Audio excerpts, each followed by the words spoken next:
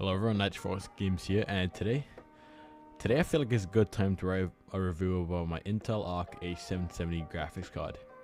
That being the ASRock Phantom Gaming variant, after owning it for, well, as of tomorrow from when I'm recording this video, or at least part of it, I've owned for exactly 7 months. And in this video, I'll explain the ups and downs I faced with this graphics card. Okay, first off, let's start with why I bought it. Let's go back to mid-July 2024. I was looking to replace my GTX 1080. It performed well, just had a lot of issues like thermal and noise. And I wanted to play Fortnite with ray tracing at a slightly more stable FPS, which, looking back on a CPU upgrade and a new GPU later, I still can't run in those settings. Like even Nanite, like without ray tracing, only runs at 30 FPS at 1440p epic, and on Fortnite, the A770 performs identically to a non-thermal throttled GTX 1080 has been aggressively overclocked, which I experienced after cleaning out my PC a day before my graphics card arrived. But I do feel a lot more happy about my purchase after playing games. Well, I say games, but I'm only talking about one game because I only have like 2 games I still play on my PC, and that game is Black Ops 6, which loves to chew on the huge 16GB of GDDR6 VRAM on a 256-bit bus configuration, which is essentially 8 2GB of VRAM chips. And for those who don't know,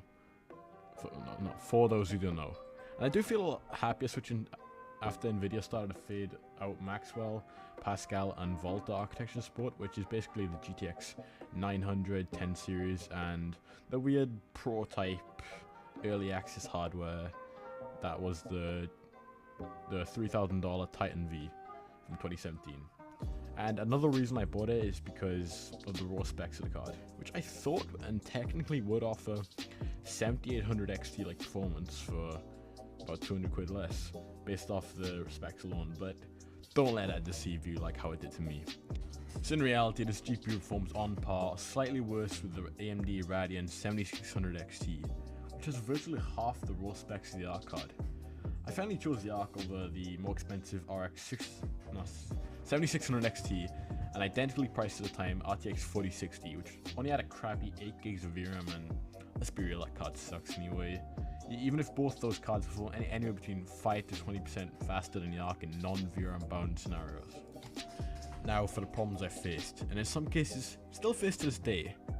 Now Arc driver support, especially on Alchemist, that being the first gen Arc cards, will sadly never be good. But I do hope it gets better down the line, but let's be real, almost no game dev is going to support first gen Arc properly, especially due to the fact that most likely more people own the Arc B580 and B570 compared to first gen Arc cards. And I'm pretty sure less than 1% of the Steam hardware survey, that being the RTX 3060 12GB infested chart, owns this generation of GPUs.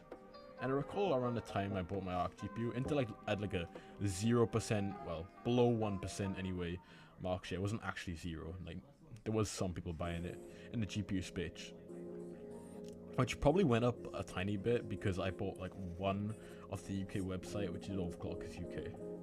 Anyway, let's not get too carried away. Intel's desktop Alchemist GPUs are unreliable to say the least, and they might be on mobile as well. I'm not entirely sure. I've only owned one laptop. They're not as faulty. They're not that faulty, but do expect the random blue screen which appears often when you boot your PC up. These blue screens consist of an error message you've never heard of in your life, or the memory management error, which recently, after being on work experience and talking to a dev who specializes in computer programming, it's actually just a C++ fault. Where to go, Intel? Just for context, I've never gotten this error message before I upgrade my graphics card. Also, remember what I said about Alchemist driver support? Well, most drivers now, ever since the launch of Cold Deep Black Ops 6, have done virtually nothing for the Alchemist architecture series. Since then, all there has been is the same game-ready drivers for Intel's B-series graphics cards and the iGPU and ARLX CPUs. Making first-gen Arc owners feel kind of left behind and cheated out of a good product. But to be fair, I do highly respect Intel's Arc driver team for accomplishing what they could on Alchemist cards since the launch of them in October 2022. Jesus, that long way. Anyway, about driver support. Recently, I have been noticing these weird artifacting or whatever engine crash out this is in Call of Duty Black Ops 6. Since the Season 2 Reloaded update, which is essentially we added one map and loads of expensive cosmetics and no one's ever going to buy unless you have no life update. I hope this gets fixed because when I do make content on Call of Duty Black Ops 6, you will have to deal with the acid trip of the foliage in the background. Short answer is these cards, speaking from a driver standpoint, can be unreliable or just act up at times.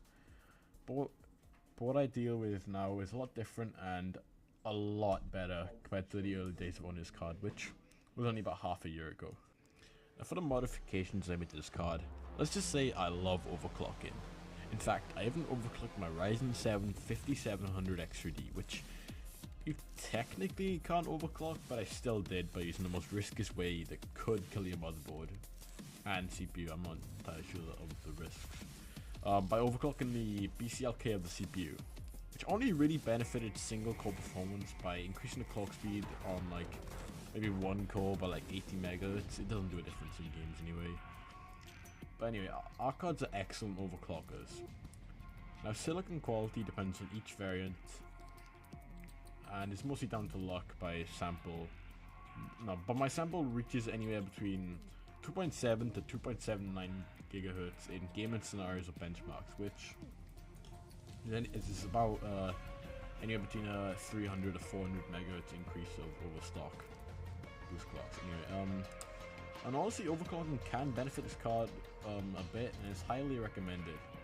My card runs around 72 degrees while gaming on average. I've seen it go up to about 75, 76 degrees, and that is with like probably the best version of the Arc A770 and pretty aggressive fan curve, which despite the fans running at 3000 RPM, it's a lot more tolerable than my old Dell GTX 1080 Nitro overclocked Jet Engine Edition with added NVIDIA flame generation. Sadly, can't overclock the VRAM for some reason. Anyway, I am like really happy with the overclock I managed to get this card, and I know section is shorter than usual, but I don't have much to say about it because there isn't much to say about modifications on this card anyway. Now, did a new CPU help? Just for context, it went from overclocked Ryzen 5 5500, which is a lot different to the 5600. This is because the architecture is a lot different, and the 5500 is essentially a laptop CPU with the integrated graphics and half the level 3 cache. Anyway, for Christmas last year, I went from Ryzen 5 5500 at 4.5 GHz to a Ryzen 7 5700 X3D, which I had a high-end GPU, which if I had a high-end GPU, it would be a huge upgrade, but the Ryzen 5700 XD wasn't a big upgrade at all because of my GPU. Granted, it did help and brought PCIe Gen 4 support to my system, but overall it didn't do much, and for the short answer, it only resolved my CPU related issues in games. That's about it. But now for the conclusion. Should you buy one? Honestly, not really. Iceberg Tech has made a fairly recent video on the Arc A770 and compares it to the RTX 4060 and RX 6750 GRE. Sadly, the card kinda sucks against them, unless it's on a VRAM heavy title. But overall, I would not recommend this card. Even though it does have some good benefits, such as 16 gigabytes of VRAM and great encoder performance, which is a section of the GPU that is used when you're recording a video. Well, but at least compared to AMD cards, definitely not compared to NVIDIA. Overall, the section of the GPU market is the most popular, but hardest to choose a graphics card in. And there are some better graphics cards that are dated by now and have less VRAM, but perform a lot better and have less issues, such as the 2080 Ti or RX 6700 XT. Keep in mind, you will have to buy these used because NVIDIA hasn't made an RTX 2080 Ti since mid-2020, and for AMD, stock of the RX 6700 XT faded away in late 2023. But I do appreciate Intel for having a go in the budget end of the GPU space, and they do have good intentions for it. Overall, I hope Battlemage and the Celestial series GPUs have a lot more success and competitiveness in the GPU market against Nvidia and AMD. And I hope Intel will get on the right track with their GPUs and also CPUs as well, and stop being considered as a joke. For now, the future of current Arc cards may not be bright, but the future for Arc GPUs in the future is bright but unknown. Hopefully, anyway. Also, although Arc cards might perform worse than competitors, don't compare them too much. Always strive for the latest and greatest hardware, and just be grateful for what you have currently. And just know you will eventually upgrade in a couple of years, like how I will. I'd probably wait another what? Yeah, probably like exactly 4 years from now. I'd probably upgrade my PC. It would be a pretty big upgrade by then. Before this video ends, I just want to clarify this video is more of an experimental one in terms of theme and style. I want to make more higher quality videos like this in the future, and I have a lot planned for the future of my channel. For now, to reach success, I have to put in the effort and experiment with different style and topic of video I prefer to make.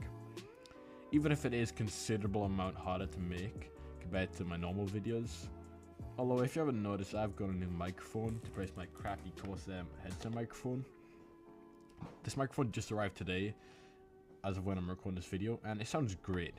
This is because it picks up my voice a lot better than before and doesn't make it sound depressed or makes me sound all like monotone. Also, I would like to apologize for the background noise. That's just my brother watching videos, stimming, saying random and doing random things. Anyway, I hope you've enjoyed this video, and remember, spread positivity, improve as a person, and have a nice rest of your day. Okay, I'm tired and done with recording this video. Yeah, peace out.